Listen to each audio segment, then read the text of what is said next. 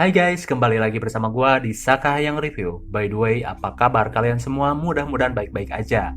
Seperti yang telah Saka Hayang janjikan kepada kalian semua, bahwasanya kali ini Saka Hayang akan mereview sekaligus membahas sampai ke akar-akarnya film lanjutan dari franchise Prometheus. Film ini berjudul Alien Covenant.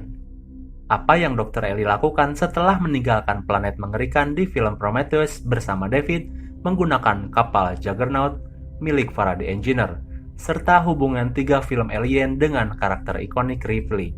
Karena bagi yang udah pernah nonton film Alien Covenant ini, kaya akan tanda tanya besar dan plot hole yang bisa kita isi dengan teori-teori kita, dan tentunya mengacu kepada data-data otentik di filmnya. Penasaran kan? Oke lah, daripada berlama-lama, mari kita langsung saja ke pembahasan kita, dan jangan lupa like dan subscribe jika kalian menyukai channel Saka Hayang.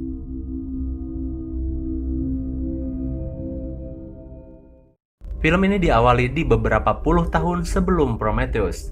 Diperlihatkan di sini seorang lelaki dan satu android yang kita tahu ini adalah David ketika awal-awal diciptakan oleh Mr. Weyland. Ia sedang dites berbagai macam hal oleh Mr. Weyland, dimulai dari pengetahuan sampai pada alat musik.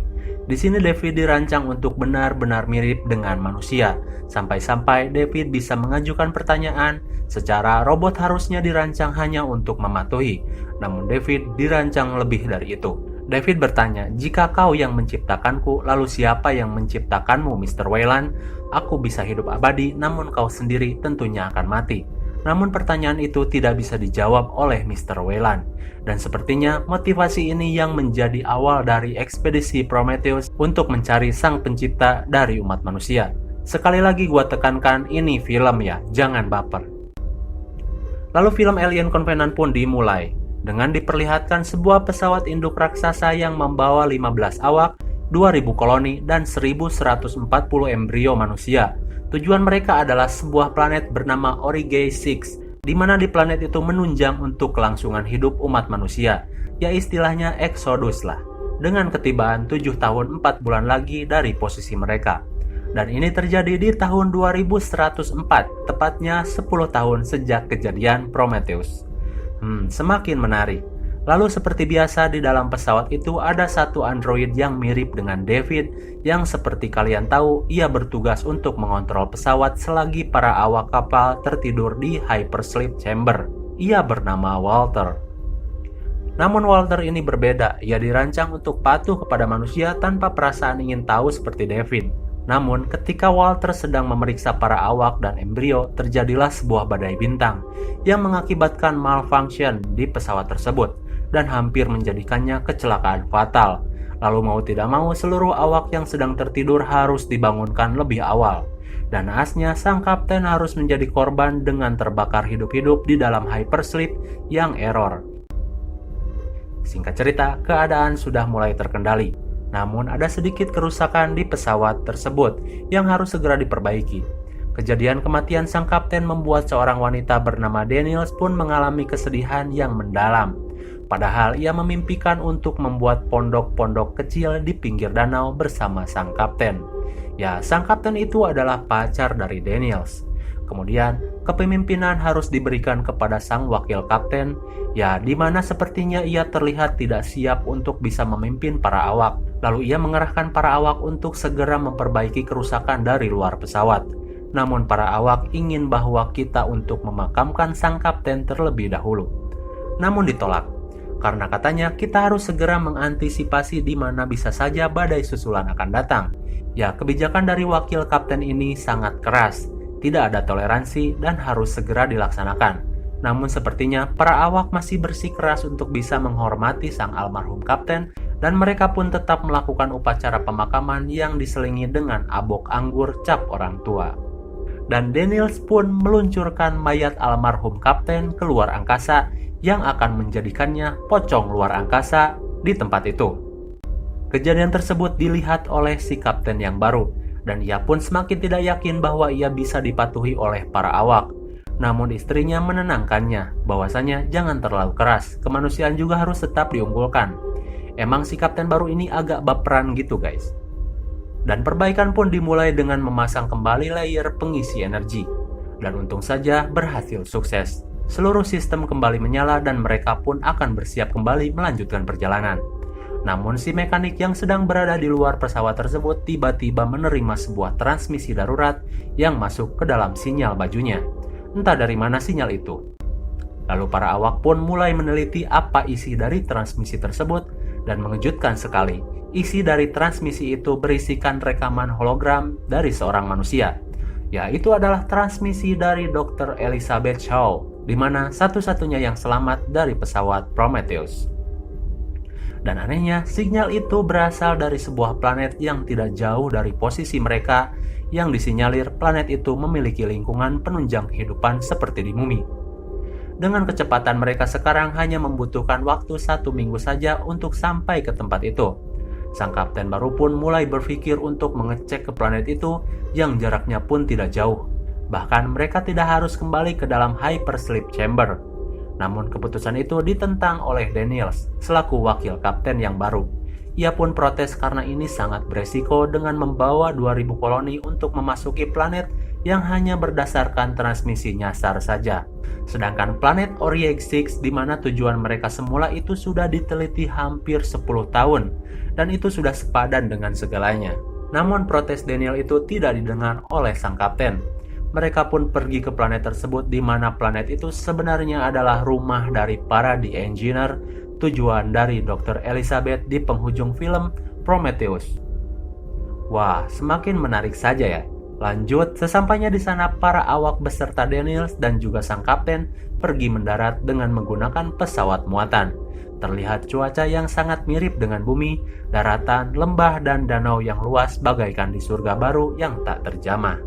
Mereka pun sampai dan mendarat dengan mulus di tepi danau. Sang kapten dengan senangnya ia memberitahu Daniels, "Kau lihat kan, tempat ini begitu layak untuk dihuni. Bahkan jika perlu kita menempatkan koloni di sini saja. Tidak usah jauh-jauh sampai ke Orieg 6. Dan kau bisa membuat kabin di pinggir danau seperti impianmu," teriak sang kapten. Namun firasat Daniels tidaklah baik tentang planet ini. Lalu mereka pun menjelajahi daratan itu dengan tujuan sinyal transmisi yang kian dekat dengan lokasi mereka. Istri dari kapten pun memilih untuk stay di tengah perjalanan dengan ditemani seorang krunya guna meneliti kadar air dan tanah di tempat itu. Dan sisanya melanjutkan perjalanan. Istri dari sang kapten pun mulai meneliti dan tiba-tiba seorang krunya tidak kuat untuk ngudud. Jadi ia minta izin sebentar buat ngudud. Namun hal buruk pun terjadi. Ia seperti menginjak tanaman yang melepaskan spora hitam yang banyak dan masuk ke dalam telinganya, yang akan membuat keadaan menjadi neraka. Di sisi lain, kawanan pencari sinyal pun sudah sampai di sumber transmisi tersebut. Terlihat kapal Juggernaut milik para The Engineer yang kita tahu dulu dipakai Dr. Ellie dan David untuk pergi ke tempat ini. Mereka pun memasukinya dan melihat ada baju luar angkasa yang dulu dipakai oleh Dr. Ellie. Kemudian Daniels menemukan kalung bernama Dr. Ellie. Sebenarnya apa yang sudah terjadi kepada mereka? Singkat cerita, satu kru yang sudah menghirup spora hitam itu mulai menunjukkan gejala yang aneh. Ia seperti kelelahan dan sakit. Istri sang kapten pun mulai menelpon untuk mereka semua cepat-cepat naik ke pesawat. Namun keadaan semakin memburuk. Infeksi itu sudah semakin parah. Dan ketika sampai di pesawat, kru tersebut pun dikarantina. Namun yang terjadi adalah muncul makhluk mengerikan dari dalam tubuh kru tersebut. Mirip dengan xenomorph, namun itu bukan. Masih belum sempurna. Di tengah kepanikan situasi tersebut, si istri dari kapten pun terbunuh oleh makhluk tersebut. Dan satu kru yang berada di pesawat itu pun mulai panik dengan menembaki makhluk itu, namun meleset. Dan mengenai bagian mesin yang menciptakan ledakan di pesawat itu. Dan mereka pun mati seketika di dalam pesawat tersebut. Para kru yang lain pun kaget melihat hal tersebut dan tiba-tiba satu anggotanya pun mulai mengalami gejala yang sama dengan mengeluarkan bayi alien dari mulutnya. Mereka mulai panik dan mulai menghubungi pesawat induk Covenant, namun tidak ada jawaban karena adanya badai di langit. Lantas, beberapa saat kemudian bayi alien itu tiba-tiba menjadi besar dan menyerang mereka dan hampir membunuh Daniels, untung saja diselamatkan Walter. Lalu mereka menembaki alien itu yang sudah semakin besar. Korban pun mulai berjatuhan atas keganasan alien tersebut. Lalu dari kejauhan tiba-tiba terdengar suara tembakan. Ternyata itu adalah tembakan suar cahaya yang membuat makhluk itu kabur dan mereka semua diselamatkan oleh seseorang yang misterius. Mereka semua pun diajak untuk pergi dari tempat itu. Mereka memasuki kota di mana di sana banyak sekali mayat-mayat menghitam. Banyak sekali. Mereka pun keheranan melihat situasi tersebut. Lalu mereka pun masuk ke dalam bangunan besar yang berada di tempat tersebut dan mereka pun bisa selamat. Ternyata yang menyelamatkan mereka semua itu adalah David, robot android Prometheus yang bersama dengan Dr. Ellie. Ia pun menjelaskan bahwasanya kami berdua sampai di tempat ini dengan menggunakan pesawat Juggernaut milik The Engineers. Dan saat mendarat kami tidak sengaja melepaskan kuman spora di langit yang menyebabkan semua orang di tempat ini mati. Kuman itu membuat seluruh makhluk berdaging terinfeksi dan mengeluarkan makhluk aneh dari tubuhnya. Kemudian setelah itu kapalnya kehilangan kendali dan menabrak gunung di tempat yang tadi dan Dr. Ellie pun tewas di sana. Itulah sekilas penjelasan David yang dirasa agak sedikit aneh. Kemudian para kru pun berusaha menghubungi kembali Covenant, namun hasilnya nihil karena adanya badai. Walter yang ditugaskan untuk mengorek informasi dari David pun kemudian menghampiri David yang tengah memotong rambutnya. Sampai-sampai kita tidak tahu mana David dan mana Walter. Lalu Walter melihat ke sekitar, banyak sekali sket-sket eksperimen milik David. Dan di sini terjadi adegan di mana David mengajari Walter bermain suling. Tidak terlalu penting di sini. Hanya di sini ini kita diberitahu bahwa David dan Walter sangat berbeda. Jika David kini lebih mirip dengan manusia yang memiliki rasa, keinginan emosi dan obsesi, namun Walter hanya dirancang untuk loyalty saja. Kemudian David mulai menceritakan pengalaman mendaratnya di tempat ini. Lalu scene beralih. Terlihat di beberapa tahun yang lalu ketika David mendarat di tempat ini, di mana kapalnya yang memakai kapal engineer pun disambut meriah oleh para warga di planet ini atas kedatangan pesawat itu. Namun yang terjadi adalah David melepaskan semua cairan hitam yang berada di kapal itu dan bercampur dengan udara yang berubah menjadi spora-spora hitam yang menghujani semua warga di planet itu. Seketika mereka mati menghitam dan memunculkan makhluk-makhluk mengerikan dari dalam tubuh mereka. Di sini terjadi pertanyaan kenapa David melakukan hal itu, namun jawabannya tidak disebutkan di sini. Kembali ke filmnya, lantas David memperlihatkan makam dari Dr. Ellie dan menyimpan bunga di makam tersebut. Terlihat David sepertinya begitu mencintai Dr. Ellie, dan terlihat air mata di mata David, yang mustahil terjadi kepada seorang android. Walter pun keheranan dengan perbedaan dirinya dan juga David. Singkat cerita, diperlihatkan satu makhluk yang memanjat gedung itu, dan sialnya salah satu anggota kru yang sedang membersihkan diri di kamar mandi pun menjadi korban makhluk tersebut dengan dimakan secara ganas. Lalu datanglah David menghampiri makhluk tersebut yang tengah asik memakan kru cantik tersebut. Namun terlihat perilaku makhluk itu terhadap David sangat berbeda. Cenderung makhluk itu taat kepada David. Namun di belakang David muncul sang kapten. David pun seakan tidak terima dengan kelakuan kapten tersebut. Lantas ia ditanya. Lantas kapten bertanya kepada David, sebenarnya apa yang terjadi di sini atau kau akan kuhancurkan? Lalu dengan cerdas David pun mulai memancing sang kapten untuk mengikutinya. David pun memperlihatkan laboratoriumnya kepada sang kapten. Banyak sekali eksperimen-eksperimen yang David lakukan di sana. Ternyata selama 10 tahun David terus mengembangkan eksperimennya terhadap makhluk-makhluk yang ia teliti.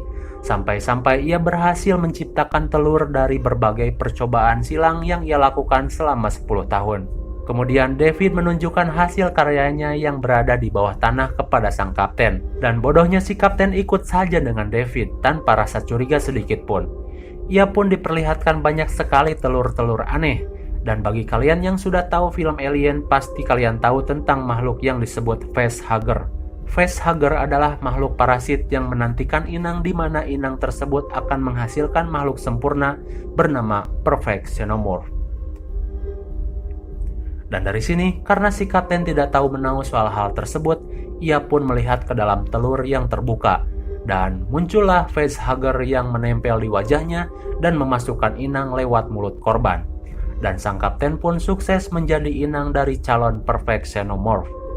Lalu di dalam sekaratnya sang kapten bertanya kepada David, "David, apa yang kau percayai?"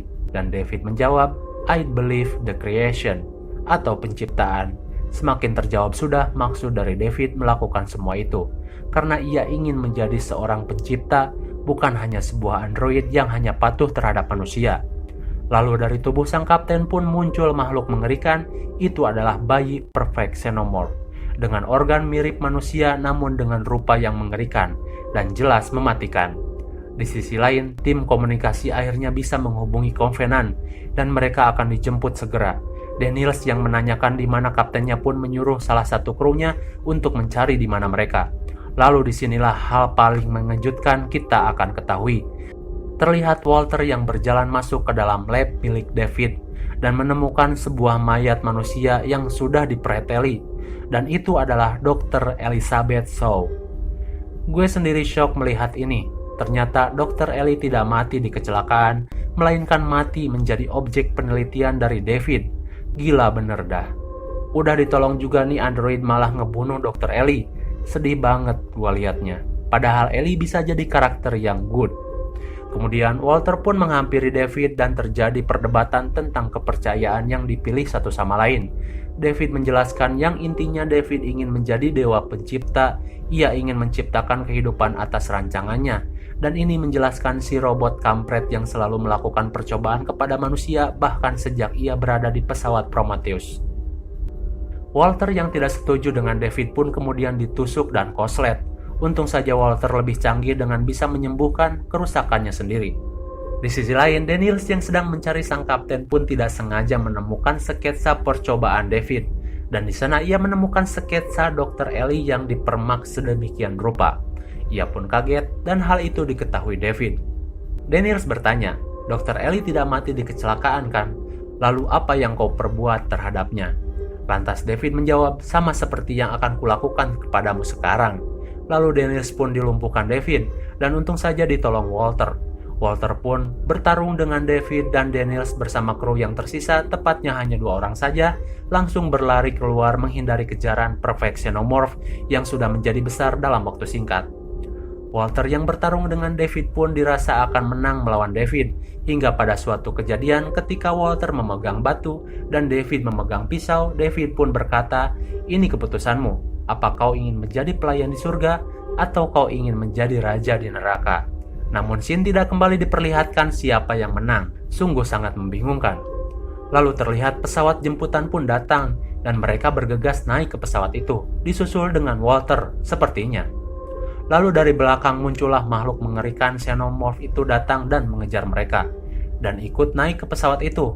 Daniels pun memberanikan diri untuk melawan alien tersebut dan untung saja alien itu berhasil dikalahkan dengan mesin penjepit yang dilakukan oleh Daniels.